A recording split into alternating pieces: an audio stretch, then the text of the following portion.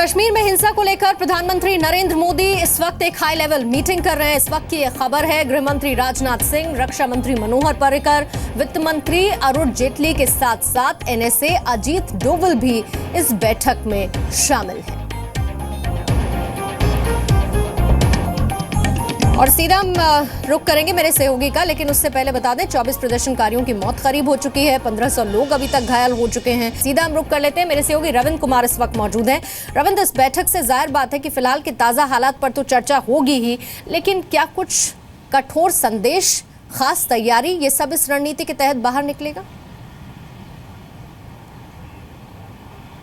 देखिए, प्रधानमंत्री के आवास पर ये हाई लेवल मीटिंग जो कैबिनेट कमेटी ऑन सिक्योरिटी सुरक्षा मामलों की जो समिति है कैबिनेट की, उसकी बैठक चल रही है। राजनाथ सिंह गृह मंत्री पहुंचे हुए हैं, वित्त मंत्री अरुण जेटली, रक्षा मंत्री मनोहर पर्रिकर और विदेश मंत्री सुषमा स्वराज, ये 4 सीसीएस के मेंबर हैं, चारों यहाँ पहुंचे हुए। एनएसए अजीत डोभाल भी हैं और जो हमें जानकारी मिल रही है आर्मी चीफ भी को भी बुलाया गया है। तो कहीं ना कहीं जो हालात है कश्मीर के, उसका रिव्यू तो कल राजनाथ सिंह खुद किए थे, 2 बार बड़ी बैठकें किए थे। आज प्रधानमंत्री लौटने के बाद, 4 देशों की यात्रा से लौटने के तुरंत बाद ये बैठक बुलाई है। तो कहीं ना कहीं कश्मीर के जो हालात है, प्रधानमंत्री खुद काफ़ी चिंतित थे, काफ़ी गंभीरता से लिए हैं। कल ही उन्होंने कहा था कि जो वहाँ पर जो लोकतांत्रिक प्रक्रिया से चुनी हुई सरकार है, उसे डिस्टेबलाइज करने की कोशिश की जा रही है कुछ तत्वों द्वारा। तो कहीं ना कहीं सरकार इसे गंभीरता से लेकर इस मामले को रिव्यू कर रही है। सरकार, प्रधानमंत्री को जानकारी दी जा रही है कि वहाँ पर हालात कैसे बिगड़े हैं। तो उसके बाद प्रधानमंत्री के निर्देश के बाद माना जा रहा है, हालांकि इस कहना जल्दबाजी होगी, कुछ और फोर्सेस को वहां भेजा जाएगा, लेकिन साफ तौर पर निर्देश यही है कि जो पत्थरबाजी कर रहे हैं उन पर गोलीबारी न किया जाए, जिससे कि जो छात्र हैं, जो माना जा रहा है कि जो पत्थरबाजी कर रहे हैं 25 साल से कम उम्र के युवा हैं, उनकी किसी प्रकार की मौत हो या फिर हालात और ज्यादा बिगड़े। क्या इसके बाद महबूबा मुफ्ती से भी चर्चा हो सकती है रविंद्र, किसी तरह की इस बैठक के बाद?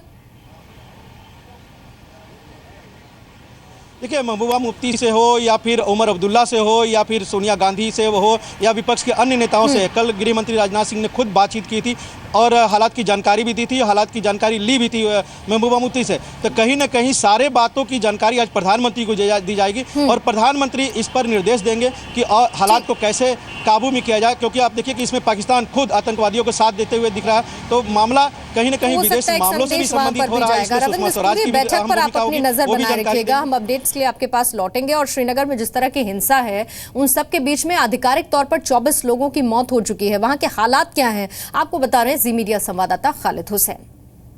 बुरहान वानी के मारे जाने के बाद आज चौथे दिन भी कश्मीर घाटी में कर्फ्यू लगातार जारी है। दक्षिणी कश्मीर की बात करें तो सभी 4 ज़िलों में कर्फ्यू नाफिज कर दिया गया है।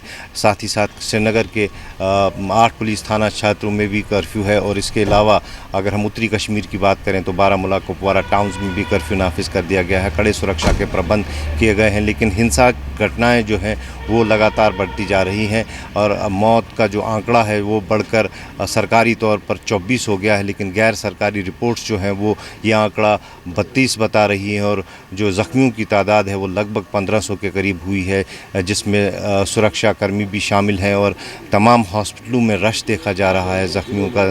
हर दिन दर्जनों की तादाद में ज़ख्मी हॉस्पिटल पहुंच रहे हैं।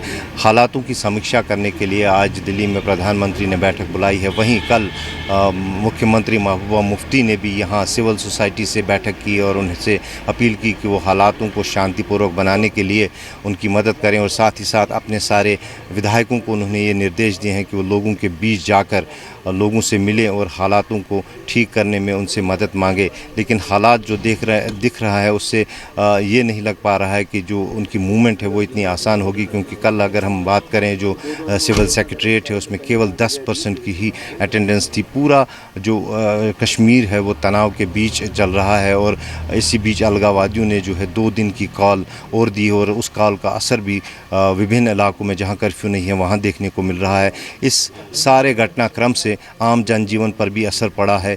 लोगों को दवाइयों की शॉर्टेज होने लगी है और साथ ही साथ खाने पीने की शॉर्टेज भी अब सामने बढ़ती आ रही है। कुल मिलाकर अगर देखें तो कश्मीर घाटी में ज़िंदगी जो है पटरी से पूरी तरह से उठ गई है और तनाव चारों तरफ बरकरार है। कैमरा पर्सन इरफान मंजूर के साथ खालिद हुसैन, जी मीडिया, श्रीनगर।